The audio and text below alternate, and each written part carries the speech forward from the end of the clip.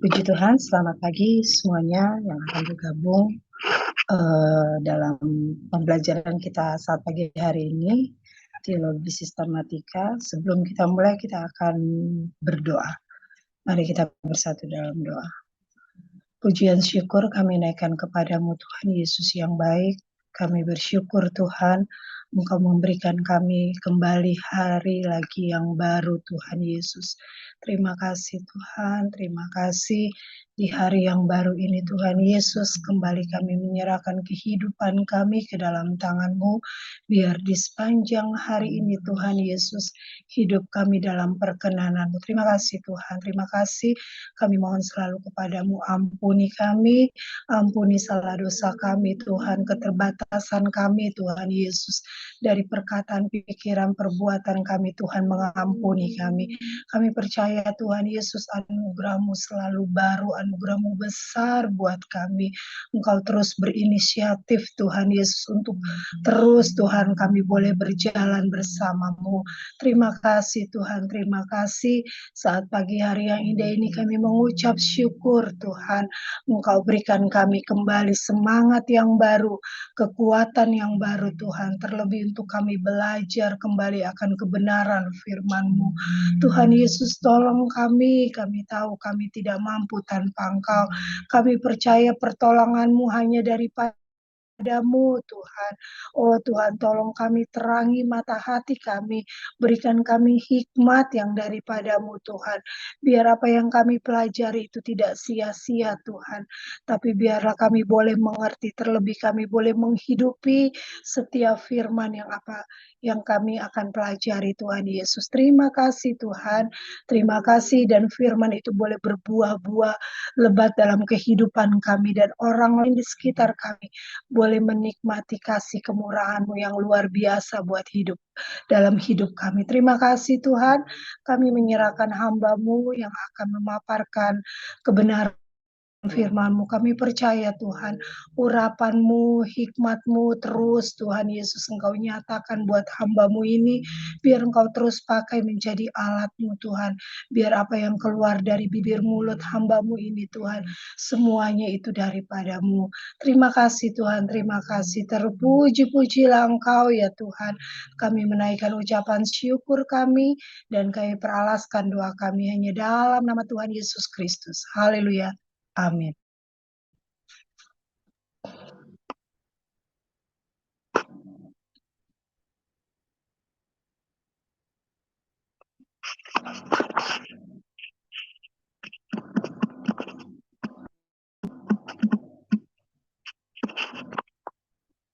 Puji Tuhan, selamat pagi. Baik, saudara yang tergabung dalam Zoom, juga Bapak Ibu Saudari yang akan sama-sama belajar lewat YouTube. Kita kembali melanjutkan doktrin Alkitab. Pagi hari ini kita masuk ke pembahasan otoritas Alkitab. Masih dari referensi yang sama. Tujuan pembelajaran otoritas Alkitab adalah untuk meneguhkan keyakinan kita akan keutamaan otoritas Alkitab dalam seluruh aspek hidup orang percaya. Utama karena lebih tinggi dari segala bentuk pesaing atau rival yang disodorkan oleh para musuh Allah.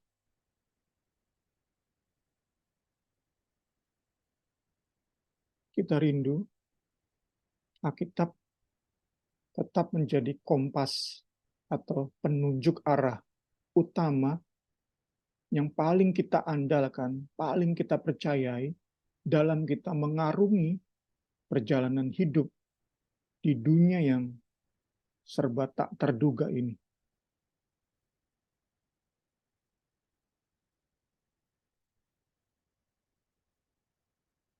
Kita karena itu mau mewaspadai dengan lebih dulu mengenali rival atau saingan yang diajukan oleh musuh Allah untuk menjadi kompas bagi kita, untuk menjadi penunjuk arah bagi kita. Penunjuk arah yang tentunya salah, sesat. Kita harus waspadai sehingga sungguh terus dan terus Alkitab, firman Allah, menjadi kompas yang paling terpercaya, paling utama, paling kita andalkan dalam mengarungi hidup dalam dunia ini. Berikut kita mau lihat 6 saingan, 6 rival yang disodorkan oleh para musuh Allah untuk membuat kita tersesat, untuk membuat kita salah jalan dalam mengarungi dunia ini. Tuhan Yesus tolong kita semua supaya kita bisa benar-benar mengenali dan mewaspadai sehingga kita tidak menjadikan rival Alkitab ini menjadi utama, menempatkan rival ini, saingan Alkitab ini di atas Alkitab itu sendiri, karena itu akan pasti menyesatkan kita. Ada 6 tradisi, petuah atau peninggalan atau warisan petuah yang diwariskan oleh nenek moyang, oleh pendahulu, bahkan oleh pionir, oleh para pionir. Kedua adalah hierarki gereja. Ketiga adalah credo atau ketetapan, pengakuan, dan standar gereja. Keempat, pengalaman pribadi seseorang dengan Tuhan dan firman-Nya. Kelima adalah suara Roh Kudus. Keenam, agama dan kepercayaan. Berbagai bentuk agama dan kepercayaan. Kita masuk ke poin yang pertama.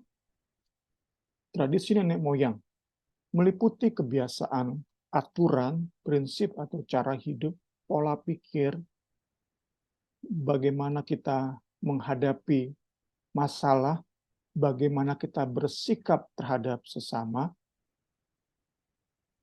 yang diwariskan dari generasi ke generasi, dari eyang buyut ke opa, ke papa, ke kita akan wariskan kepada anak dan cucu kita. Semua itu dalam lingkup pengaruh agama kepercayaan, suku, status sosial, pendidikan, ekonomi, dan lain sebagainya. Kita tahu bahwa tradisi banyak bermanfaat.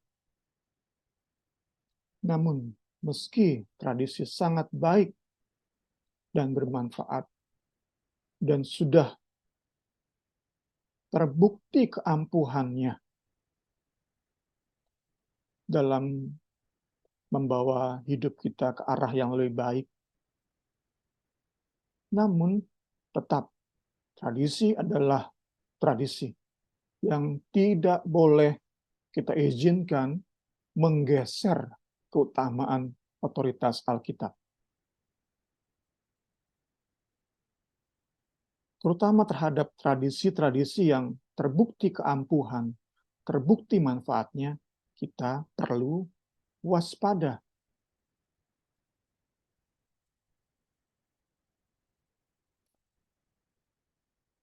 Tradisi tidak menjadi penting saat dibandingkan dengan kebenaran Alkitabiah, kebenaran di dalam Kristus Yesus. Inilah pemahaman yang Paulus yakini dan yang kemudian ia ajarkan kepada setiap orang percaya, termasuk kepada kita yang mendengar, yang menyimak pembelajaran kita bagi hari ini. Kolose 3 ayat 11 dalam versi firman Allah yang hidup. Dalam hidup baru ini, setelah kita dilahirkan kembali oleh air dan roh, dalam hidup baru ini tidak penting apakah orang Yunani, orang Yahudi, kita bisa expand orang suku Jawa, orang suku Manado, suku Batak, kita bisa lanjutkan daftarnya terus dan terus. Itu tidak penting. Demikian pula dengan status keagamaan. Orang di Hitan atau tidak, disunat atau tidak, itu tidak penting. Kemudian status pendidikan, apakah seseorang tak berpendidikan, atau bahkan biadab, itu tentang budaya, tentang etika, budak, atau bebas, ini status sosial. Hal-hal semacam itu tidak berarti apa-apa. Tidak penting, tidak berarti apa-apa. Yang penting ialah apakah orang itu lahir baru atau belum, memiliki Kristus atau tidak, manusia rohani atau manusia duniawi. Itulah yang penting. Oleh hikmat Roh Kudus, kita kembali dulu ke atas, maaf.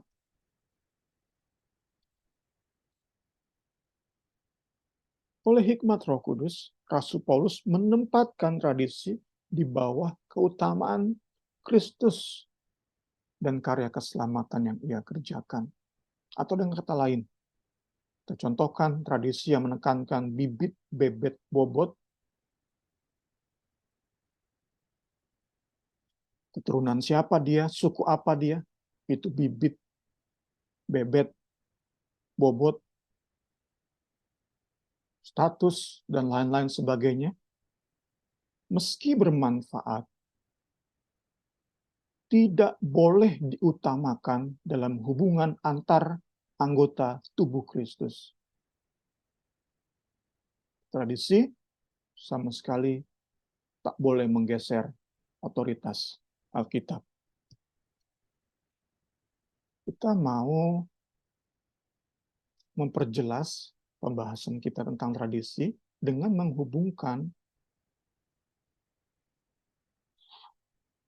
pembahasan kita dengan pembelajaran kita di bedah buku 1 Korintus hari Selasa minggu lalu, tanggal 18 April di YouTube kita. Yakni saat kita membahas hari raya atau festival roti tidak beragi. Kita mau membahas bagaimana ritual yang Allah berikan sebagai anugerah khusus berubah menjadi tradisi.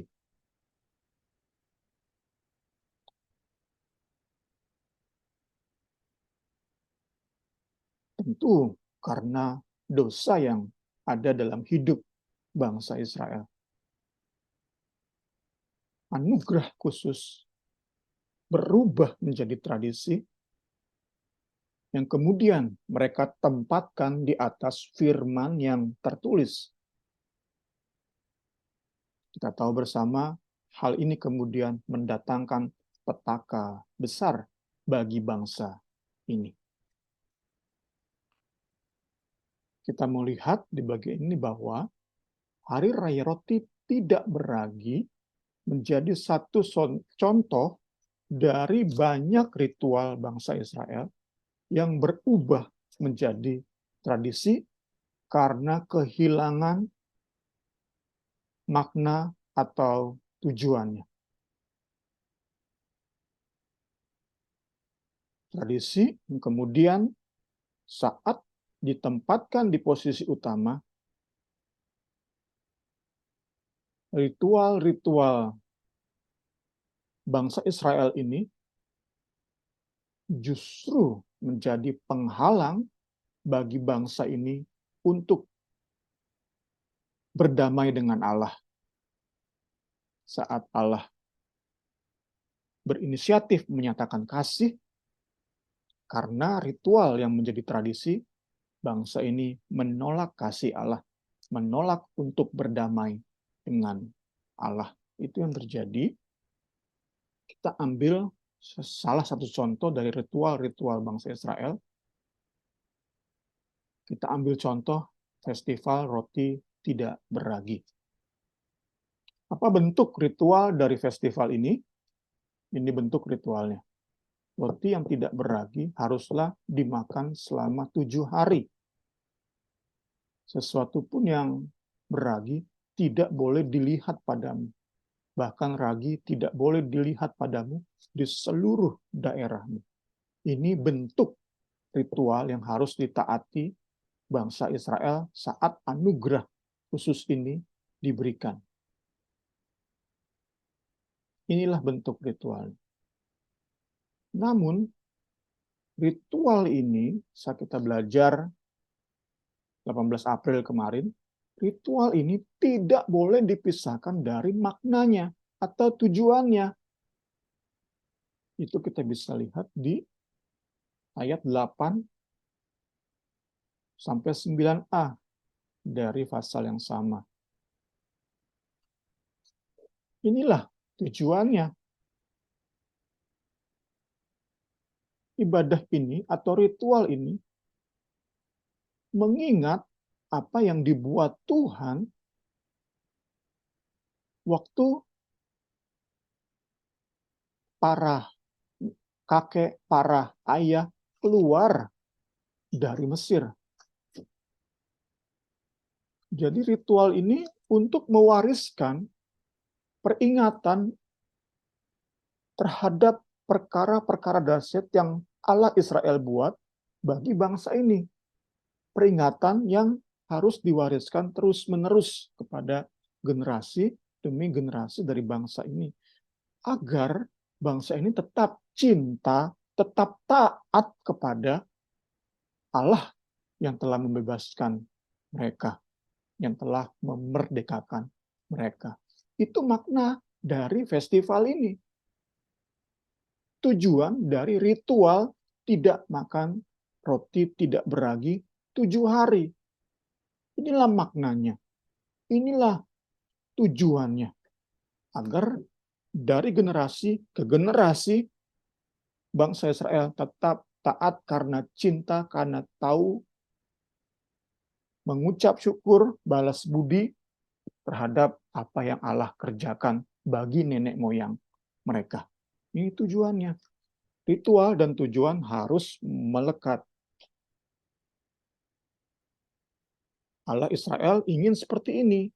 Karena itulah Allah Israel selain memberi ritual, makna ritual, Allah Israel pun memberi firman yang tertulis, yang dicatat oleh atau melalui Nabi Musa. Supaya terus. Inilah Alkitab bagi kita. Firman yang tertulis harus ditempatkan di atas ritual dan maknanya. Supaya terus terjaga nih. Ini Alkitab, ini ritual dan maknanya. Terus terjaga, ini melekat.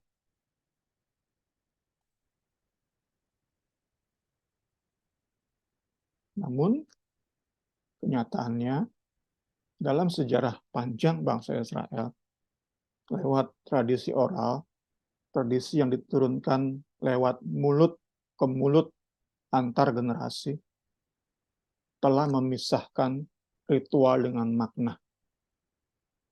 Atau masih dempet, tetapi maknanya udah bergeser, maknanya sudah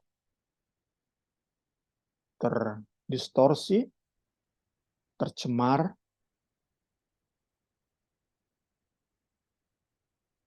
sehingga ritual ini menjadi tradisi. Ini meliputi semua ritual yang bangsa Israel terima dari Allah Israel, tentu termasuk sunat.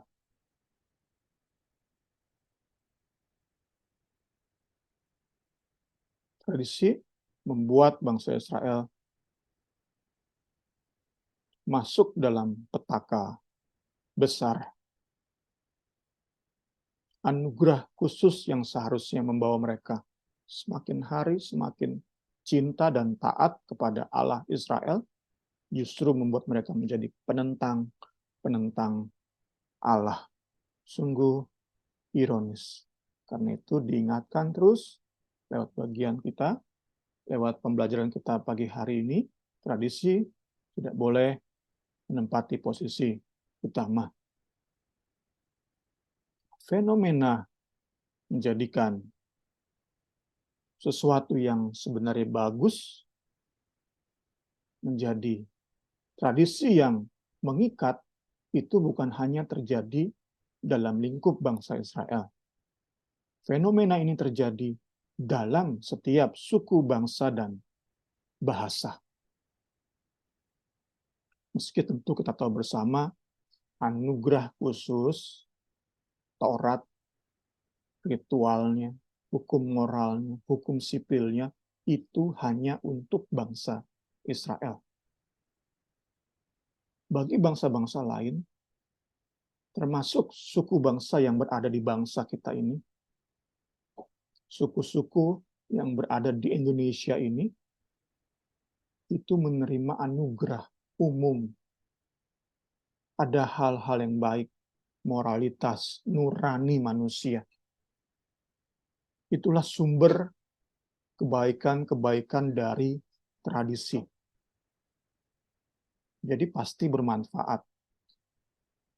Namun ada batasannya. Supaya tradisi tetap dalam batasannya, tetap dalam porsinya, anugerah khusus tertulis yaitu Alkitab harus di atas, harus pada tahtanya. Puji Tuhan, puji Tuhan. Sebagai tambahan, kita pun bisa menerapkan kebenaran yang kita belajar pagi hari ini terhadap semua bentuk ritual Kristen. Doa puasa, perjamuan suci, baptisan, semua ritual, ibadah raya, semua ritual.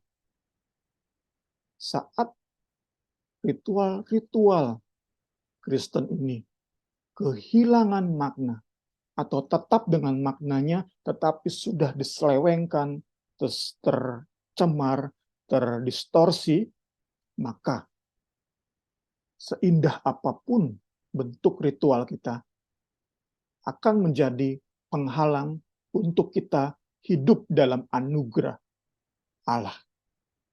Saat Allah berinisiatif menyatakan kasih-Nya, namun saat kita memegang tradisi, memegang ritual di atas kebenaran Alkitab, segala bentuk doa puasa, perjamuan suci, baptisan, ibadah raya, komsel, semua itu justru menjadi penghalang kita untuk hidup dalam anugerah. Puji Tuhan, kita belajar dan belajar supaya kita tidak hidup dalam petaka atau celaka karena mengutamakan tradisi.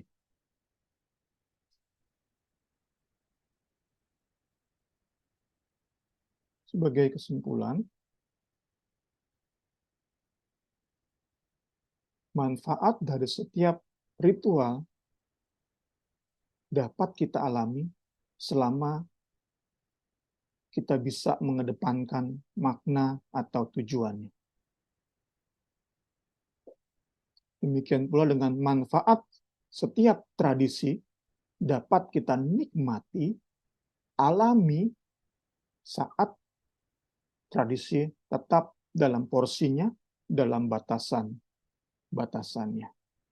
Sebaliknya, saat tradisi dan ritual tidak pada porsinya, tidak pada posisinya, maka kita pasti terhalang untuk berdamai dengan Allah, untuk hidup dalam kenikmatan anugerah Allah. Lanjut. Kita masuk satu poin lagi sebelum diberi kesempatan bagi para penanggap. Kita masuk bagaimana hierarki gereja ingin berada di atas Alkitab. GKR, Gereja Katolik Roma, mengajarkan bahwa gereja telah lebih dulu ada sebelum surat-surat perjanjian baru. Dan bahwa lewat gerejalah, lewat para rasul, surat-surat perjanjian baru ditulis. Karena itu, gereja berada di atas perjanjian baru. Gereja berada di atas Alkitab. Akibatnya, tradisi gereja disejajarkan, ditempatkan sejajar dengan Alkitab. Apa yang Alkitab ajarkan tidak boleh dipisahkan dari hierarki gereja. Paus, keuskupan, terus sampai ke umat. Hanya satu penafsiran dari tim kepausan atau tim keuskupan. Semua bentuk pengajaran yang berbeda dari penafsiran keuskupan dianggap sebagai kesesatan yang harus dibasmi. Ini tentu di zaman sebelum reformasi. Kembali kita teringat dengan kisah hidup William Tyndale. Segala bentuk kesesatan harus dibasmi. Pengajarannya dan pengajarnya.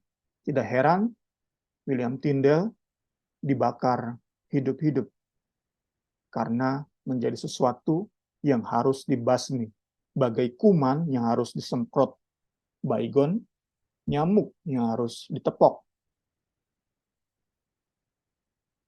Tindakan ini tentu terbukti menyengsarakan orang percaya selama berabad-abad, beratus-ratus tahun, sampai momen lahirnya reformasi gereja dengan tokohnya Martin Luther yang mengembalikan otoritas Alkitab. Dengan semangat sola scriptura, Alkitab saja, porsi gereja dikembalikan. Posisi gereja kembali kepada porsinya. Namun fakta sejarah ini ternyata terulang dalam gereja-gereja modern saat ini. Tentu dengan cara yang lebih terselubung, tidak pakai aniaya, tidak pakai pembakaran, pembunuhan. Bagaimana terulangnya? Yaitu saat para pimpinan gereja masa kini memanjakan jemaat dengan modul-modul pelajaran kelas pemuritan. Di mana pada saat yang sama, pimpinan gereja tidak berjuang maksimal untuk melatih dan memperlengkapi jemaat agar mandiri dalam mempelajari Alkitab. Serupa apa yang terjadi di zaman kegelapan gereja. Sampai saat ini ternyata mirip. Banyak umat di gereja modern hanya mengandalkan baca renungan, tidak dipopa semangatnya untuk dalami Alkitab. Belajar tafsir ayat per ayat. Itu sesuatu yang asing bagi gereja modern. Terulang kembali apa yang terjadi di zaman kegelapan gereja, yang untuknya William Tyndale harus mati dibakar untuk mencerahkan zaman kegelapan gereja. Namun apa yang dilakukan William Tyndale dalam gereja modern tampak seperti sebuah kesia-siaan karena jemaat zaman ini enggan belajar Alkitab, dalami Alkitab, hanya andalkan terima kelas pemuritan, beres merasa sudah dewasa. Enggak menjadikan belajar Alkitab, dalami Alkitab sebagai pola hidup. Itulah perjuangan kita sama-sama agar pengorbanan William Tyndale dan para bapak-bapak gereja lainnya itu tidak percuma dalam lingkup orang-orang yang kita kasihi. Puji Tuhan, segala hormat, kemuliaan bagi Tuhan.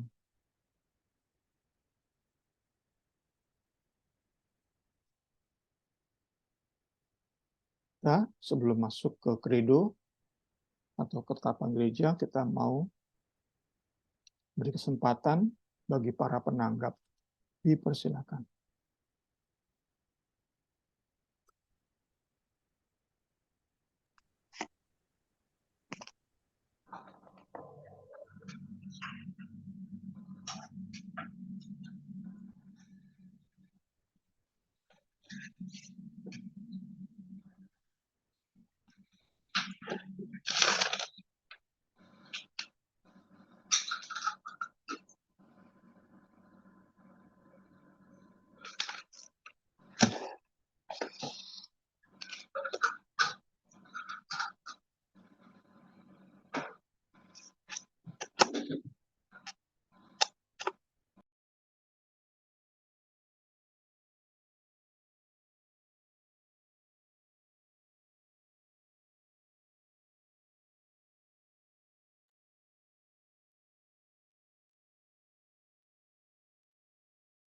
Di dalam chat kita lihat pertanyaan.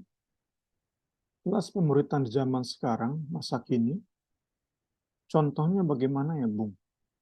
Ini tentu berkaitan dengan praktek yang kita dapati dalam gereja-gereja besar, mega church, yang merumuskan pengajaran dalam modul-modul, buku-buku tipis. Itu memang disusun dengan benar-benar sistematis.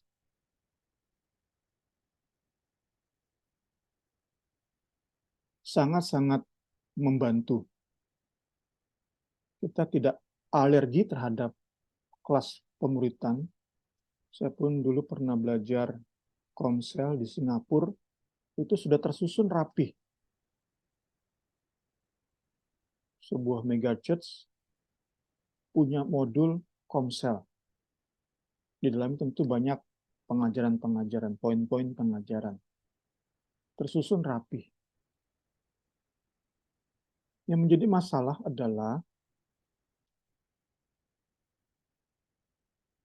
tanggung jawab pemimpin gereja untuk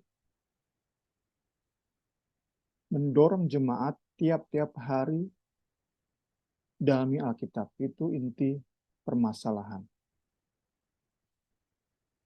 Sedangkan mengenai modul, itu harus terus dikasih pengertian, diingatkan bahwa ini hanyalah sarana penolong untuk lebih mengerti. Namun jemaat, apalagi pelayan, tidak boleh berhenti hanya di situ, hanya di modul. Praktek gereja zaman sekarang, jemaat-jemaat akan terpola seperti itu. Baca renungan satu ayat, penjelasan. Saat akan melayani, diberikan kelas pelayanan. Ada modul-modulnya. Dan itu memberi rasa cukup, tentu diteguhkan oleh para pemimpin gereja tersebut, cukup kamu melayani, ayo melayani. Tanpa, kembali, masalah utamanya adalah disertai dorongan dan pelatihan, juga bagaimana memperlengkapi dengan buku-buku tafsiran contohnya, untuk jemaat pelayan-pelayan tersebut terus tiap hari belajar Alkitab. Diberi kebebasan untuk menafsir Alkitab masing-masing. Tentu, karena sudah dilatih, diperlengkapi dengan sumber-sumber yang dapat diandalkan, yang kredibel, sejauh-jauhnya perbedaan tafsiran, tentu fokus utamanya Kristus dan Kristus, salib dan salib. Itu yang menjadi pemikiran saya saat menyampaikan poin-poin ini. Kelas pemuritan itu tidak masalah, it's okay, selama disertai dengan dorongan, pelatihan, dan perlengkapan untuk setiap jemaat, apalagi pelayan, mandiri mendalami Alkitab. Itu mungkin jawaban dari saya ya.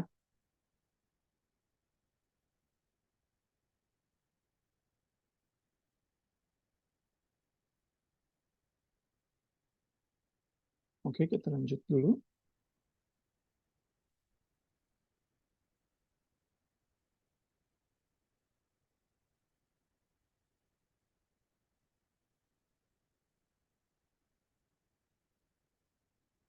Kita masuk ke free file atau pesaing ketiga, yaitu credo, ketetapan, pengakuan, dan standar yang gereja miliki. Sepanjang sejarah gereja, para rasul dan bapak-bapak gereja telah mengajarkan prinsip-prinsip bagi umat, mengajarkan prinsip-prinsip hidup untuk umat jalani dalam kehidupan mereka sehari-hari. Pada masa tertentu, periode tertentu, prinsip-prinsip ilahi ini memang amat penting, amat bermanfaat, mesti ditaati. Namun, seiring berjalannya waktu, prinsip tersebut akan usang dan tidak perlu lagi digunakan. Kembali kita diingatkan tentang pentingnya peran pimpinan gereja melakukan pemuritan yang alkitabiah. Tidak hanya memberikan modul-modul, tetapi bagaimana memuridkan itu menghasilkan kedewasaan rohani yang ditandai dengan kemandirian mendalami Alkitab.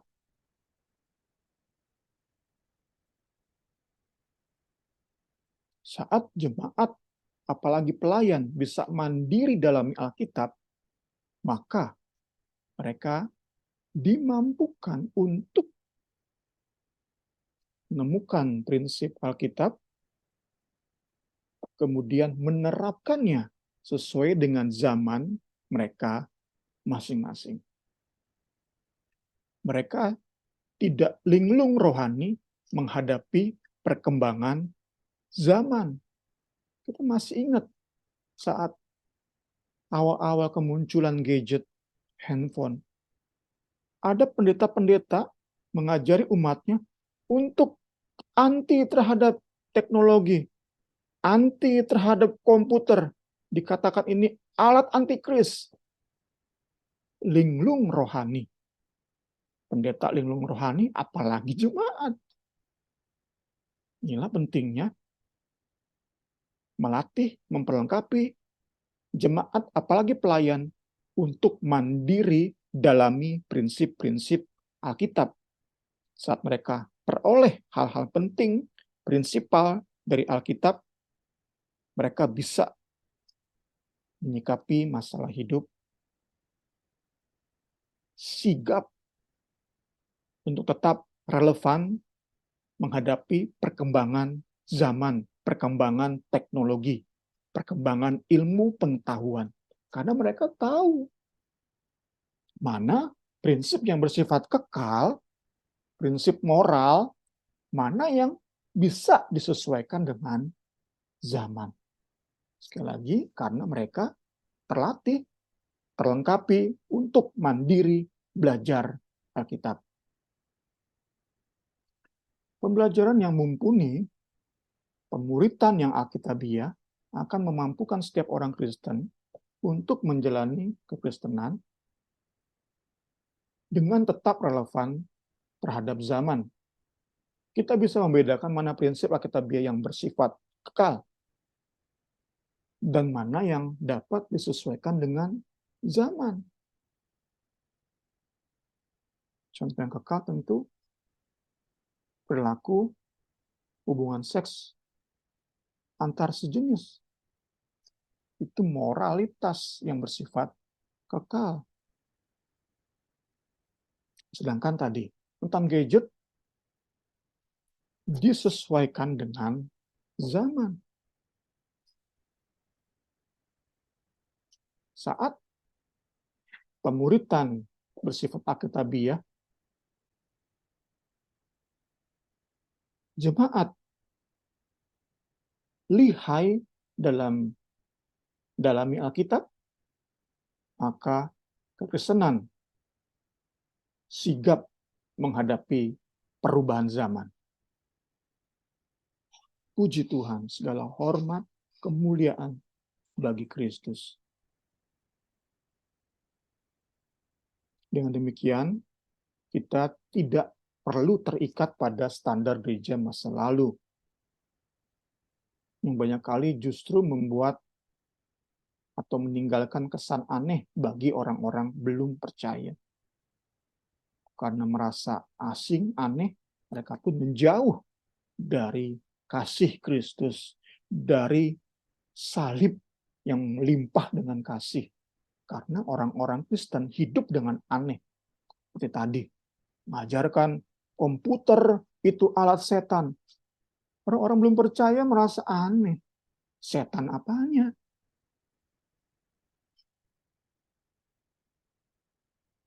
Saya ingin memberi contoh. Dalam periode tertentu, gereja pernah bersikap anti terhadap kenikmatan seks. Sebuah sikap yang gereja peroleh dari apa yang Paulus ajarkan dalam suratnya. Di 1 Korintus 7 ayat 26.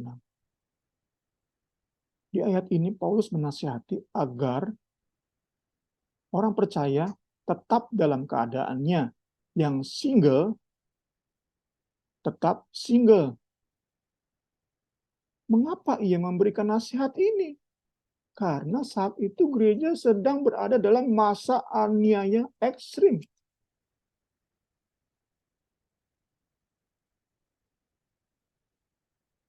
Aku berpendapat bahwa mengingat waktu darurat sekarang adalah baik bagi manusia, bagi orang percaya, untuk tetap dalam keadaannya. Yang single, jangan married.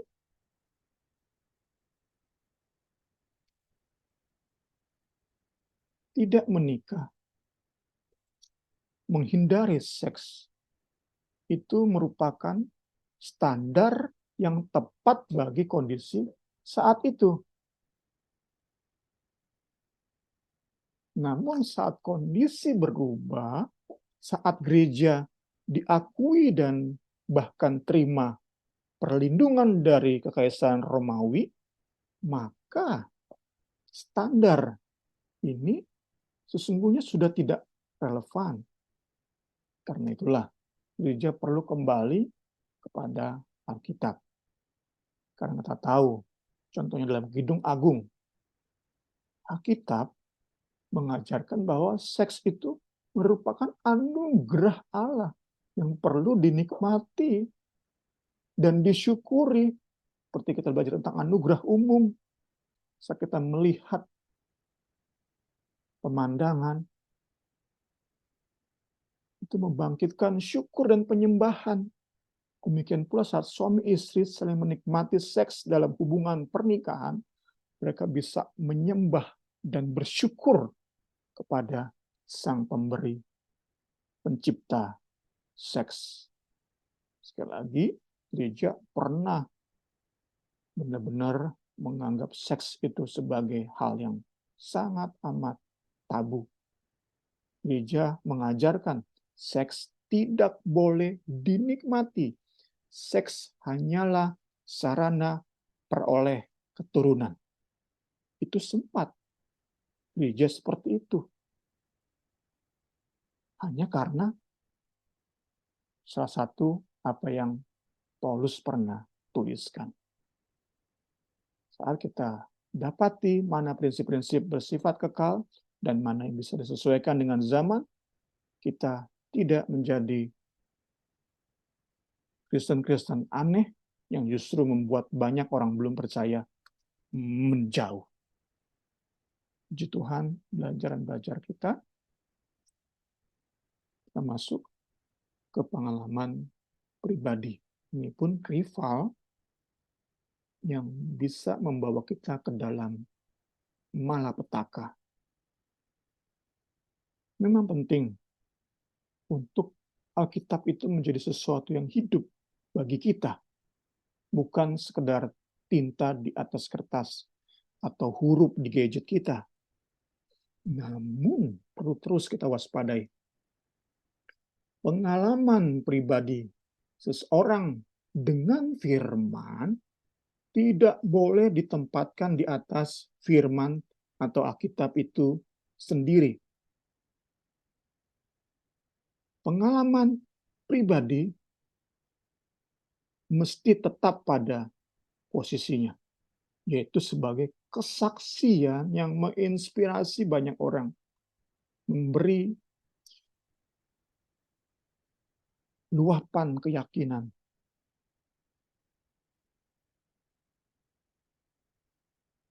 bahwa tak ada yang mustahil bagi Tuhan, bahwa Allah sanggup melakukan perkara-perkara dahsyat, bahwa hikmat Allah itu sungguh luar biasa. Namun, pengalaman pribadi bukan untuk disandingkan dengan Alkitab, menjadi sebuah doktrin yang diajarkan untuk ditaati oleh setiap orang percaya. Inilah sumber malapetaka. Kalau kita tidak waspadai, orang-orang percaya mengalami malapetaka. Contoh, kemarin kami bahas tentang pengalaman seorang hamba Tuhan dengan Tuhan dan firman-Nya. Ia melayani satu keluarga dengan anak yang bodoh, yang nilainya jelek terus. Si hamba Tuhan kemudian mengajari, nasihati orang tua si anak untuk memanggil anak ini dengan kata-kata positif. Kamu cerdas, Dek. Kamu anak yang diberkati. Agar juga orang tua si anak menasihati anak ini dengan kalimat-kalimat positif. Dan dalamnya Tuhan bekerja luar biasa. Anak ini pun tidak bodoh lagi dan bisa memperoleh nilai-nilai yang baik di sekolah. Ini pengalaman si hamba Tuhan, pengalaman pribadi hamba Tuhan ini dengan Tuhan, dengan firman-Nya. Ini pengalaman yang membangkitkan iman bahwa tak ada yang mustahil bagi Tuhan. Namun di sisi lain harus kita waspadai. Jangan pengalaman ini ditempatkan jadi doktrin, aturan yang harus diikuti oleh setiap orang percaya. Karena sekali lagi menghasilkan kesesatan, membawa kepada petaka. Jika semua anak diperlakukan seperti ini, apakah akan ada jaminan? Apakah Alkitab menjamin bahwa si anak akan jadi pintar? Saat ini diajarkan sebagai doktrin, kita bayangkan betapa sedihnya para orang tua yang Tuhan izinkan, Tuhan percayakan mendidik anak-anak Down syndrome, anak-anak yang mengalami autisme. Betapa sedihnya mereka. Saat mereka berdasarkan pengalaman seorang hamba Tuhan, terus kata-kata positif, nasihat positif. Namun kok anak saya tetap seperti ini keadaannya? Sekali lagi, pengalaman pribadi tidak boleh menjadi tempat. Yang terpenting dari hidup orang percaya haruslah firman Allah. Masuk ke Roh Kudus, suara Roh Kudus.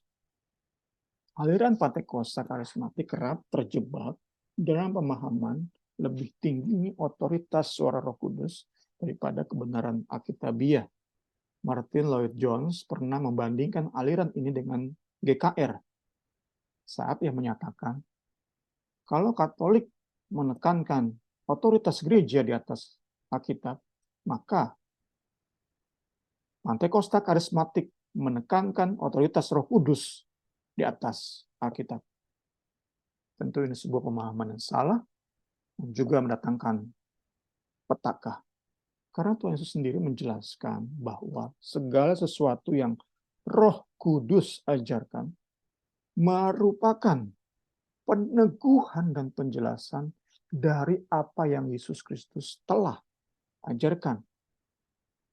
Dan selanjutnya, apa yang Kristus ajarkan itu berasal dari Bapa, merupakan sumber dari pewahyuan khusus tertulis Alkitab.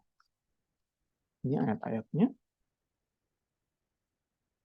Semua ini kukatakan kepadamu. Yesus berkata ini, selagi aku berada bersama-sama dengan kamu, tapi penghibur Roh Kudus yang akan diutus oleh Bapa dalam namaku. Dialah yang akan mengajarkan segala sesuatu kepadamu dan akan mengingatkan kamu akan semua yang telah kukatakan kepadamu. Banyak yang harus kukatakan dan kuhakimi tentang kamu. Akan tetapi Dia, Bapa, yang mengutus aku adalah benar. Dan apa yang kudengar dari Bapa, itulah yang kukatakan kepada dunia. Dari Bapa, kepada Yesus, kepada Roh Kudus. Sinkron.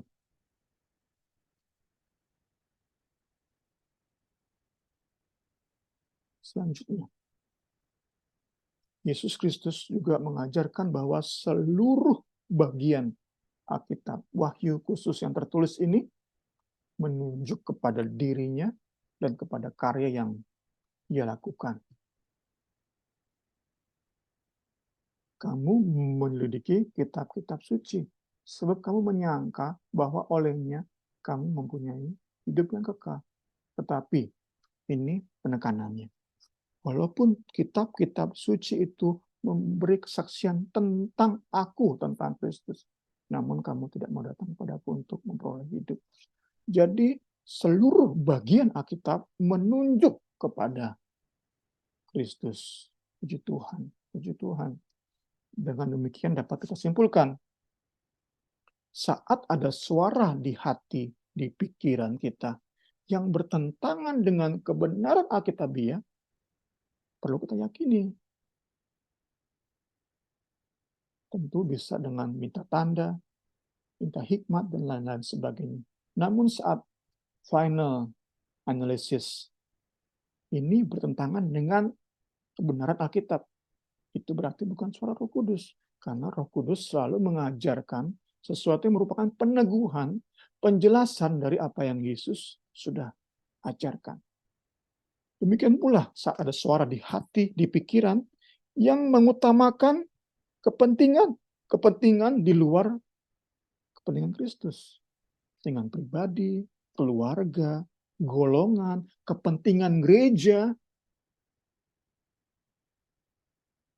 Saat ada suara-suara yang justru mengarahkan kita kepada kepentingan-kepentingan di luar kepentingan Kristus, itu bukan suara Roh Kudus. Puji Tuhan. Bagian akhir, kita masuk. Bagian akhir adalah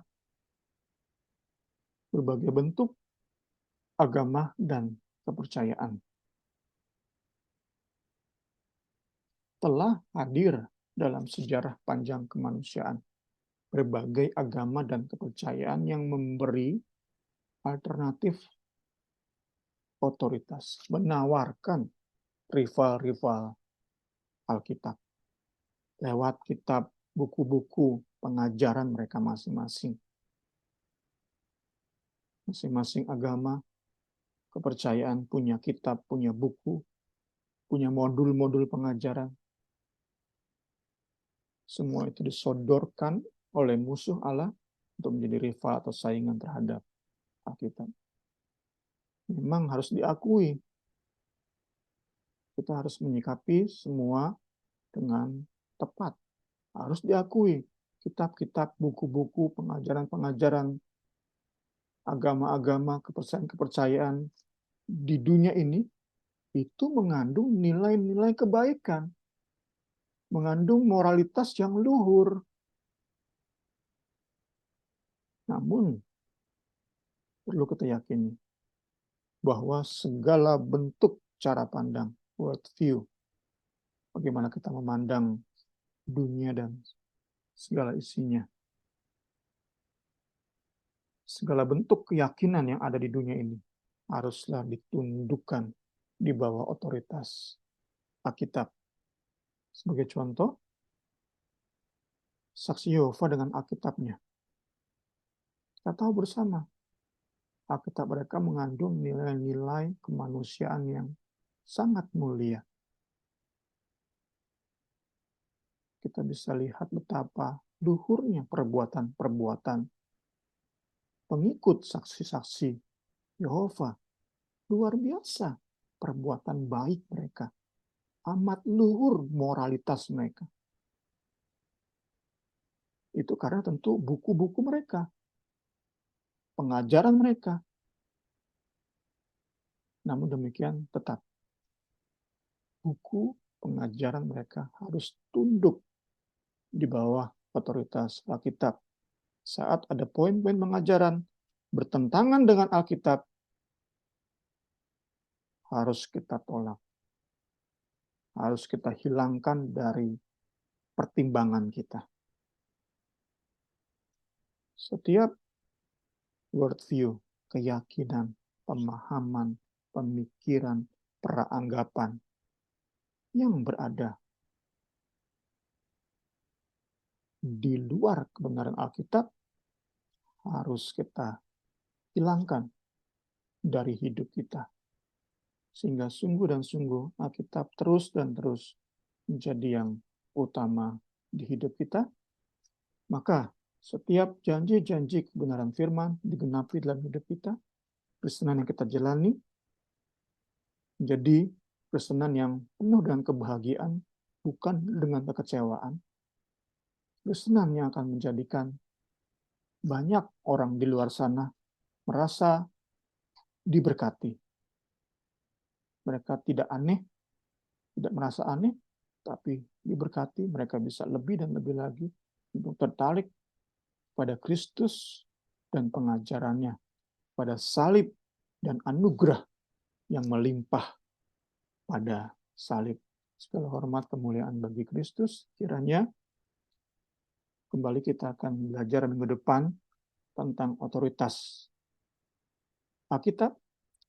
Kita lebih dalami pembelajaran kita tentang poin ini, tentang otoritas Alkitab, kita semakin diteguhkan bahwa otoritas Alkitab harus di tempat paling utama dari seluruh aspek hidup kita. Jiwa, roh, tubuh kita harus dikuasai oleh Alkitab. Pesaing apapun, rival apapun, harus terus kita tempatkan di bawah. Sebaik apapun itu, sebermanfaat apapun pesaing tersebut, rival tersebut, harus tetap berada di bawah otoritas Alkitab. Selamat pagi, Tuhan Yesus memberkati. Saya beri kesempatan kembali kepada para penanggap.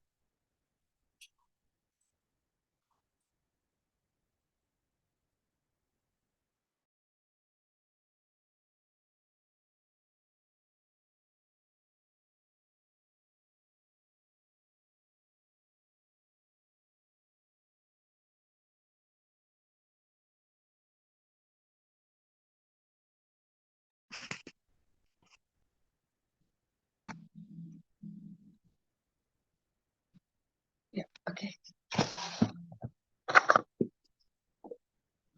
Iya, sudah boleh. Mari kita berdoa. Tuhan, kami sungguh berterima kasih ya Tuhan Yesus. Setiap pelajaran yang kami terima selalu baru ya Tuhan Yesus, berasal daripada-Mu ya Tuhan. Kami sungguh berterima kasih ya Tuhan atas segala mukjizat, atas segala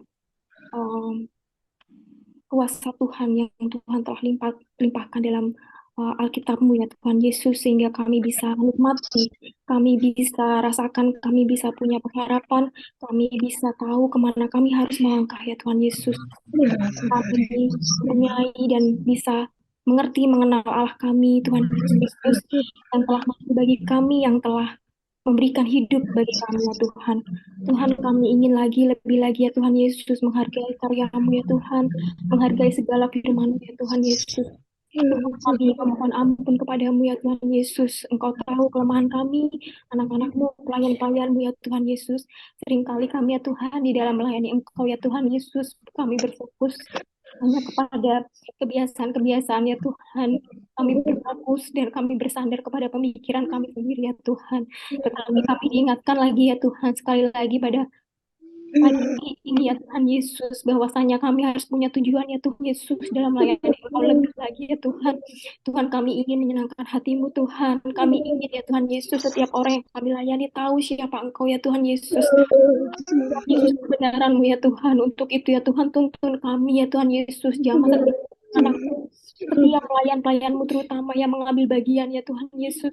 Agar supaya kami ya Tuhan Yesus boleh ya Tuhan menjadi alat-Mu yang sempurna, yang setiap hari Yesus boleh memancarkan ya Tuhan Yesus kebenaran-Mu yang sejati ya Tuhan. Dan kami berterima kasih ya Tuhan Yesus, bahwasanya setiap kali ya Tuhan Yesus, Roh-Mu saja yang mengingatkan kami ya Tuhan Yesus, untuk membantu kami dalam kelemahan kami ya Tuhan Yesus. Tuhan, terima kasih untuk semua yang Tuhan ingatkan, yang Tuhan koreksi bagi kami, yang Tuhan terus berikan kepada kami di pagi hari ini ya Tuhan Yesus. Tuhan, kami berdoa, Tuhan saja ya Tuhan Yesus, yang jamah setiap anak-anak-Mu yang mendengarkan YouTube-Mu ini ya Tuhan Yesus, terutama yang akan mengambil pelayanan dalam gereja-Mu ya Tuhan Yesus. Kami tahu tujuan kami dalam melayani Engkau, kami tahu ya Tuhan Yesus, apa yang kami lakukan dan perbuat ya Tuhan Yesus untuk meninggikan nama-Mu ya Tuhan Yesus, bukan untuk memuliakan diri kami sendiri ya Tuhan Yesus, bukan untuk karena kebiasaan-kebiasaan ritual-ritual yang mungkin kami nggak ngerti ya Tuhan, tetapi kami tahu ya Tuhan Yesus, semua itu untuk memuliakan ya Tuhan. Tuhan, berkati Bung Semi yang terus-menerus mengajarin kami ya Tuhan Yesus, urapan yang baru boleh mengalir daripada-Mu ya Tuhan Yesus, untuk Bung Semi ya Tuhan Yesus, memperbarui hati kami, memperbarui pikiran kami ya Tuhan Yesus, karena Roh-Mu ya Tuhan Yesus yang boleh Tuhan sampaikan melalui Bung Semi ya Tuhan. Terima kasih ya Tuhan, kami mau berdoa untuk setiap kelancaran Bible study ini ya Tuhan Yesus. Tuhan saja ya Tuhan yang pelihara kami, Tuhan saja yang terus berjalan bersama kami ya Tuhan, setiap upaya kami belajar firman melalui ibadah ini ya Tuhan Yesus, tidak mungkin kami bisa lakukan ya Tuhan dengan kekuatan kami sendiri, bahkan kekuatan Bung Semi sendiri ya Tuhan.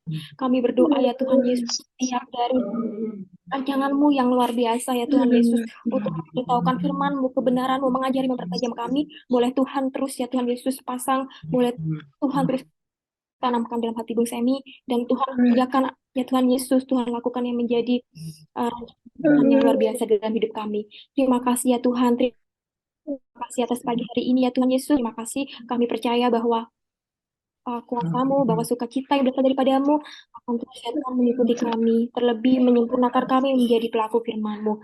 Terpuji ya Tuhan, Allah yang hidup, dan kami sudah berdoa di dalam nama Tuhan Yesus Kristus. Haleluya.